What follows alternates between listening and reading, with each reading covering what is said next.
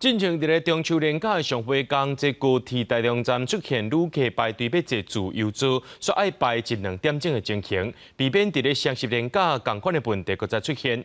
高铁今日公布3个人上届坐时段，建议民众会当闪开。交通部长王国材也要求高铁伫咧双十连假的自由座的数量就要分配，唔通顶一站就坐甲客满，害台中的旅客跋倒去哩。10月初1中秋连假休假迄天，伫台中高铁的车站，要排自由座的人是一路对2楼车站的大厅，一直排到1楼的站外。所来阁是4天的双十连假，为着避免这种状况，高铁会加开190班车，嘛规划管制措施。针对自由座的旅客，我们会根据他的目的地进行分流，让他选择搭乘直达车或非直达车，管控自由座旅客进站的状况。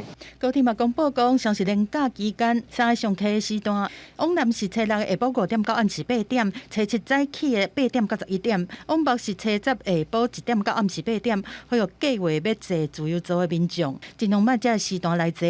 另外，讲各队合作热销的车次，往南主要伫咧初6中昼开始到初7暗时，含初10的中昼到暗时；往北是伫咧初6下班了后，初9下晡到暗时，含初10规工。建议加坐加开晚车。我可能还是会选择对号座，因为确保有位置。廉价都是这样啦，对啊，难免的啦。我在想，返乡的人都有心理准备啦。双十不一定会返乡啊，所以双十可能，我觉得长距离的可能就没有那么需求那么大。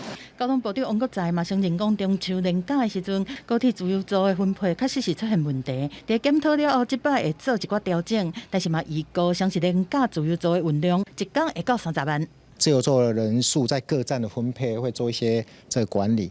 那第二个是他们会加开全车自由座的这种车辆。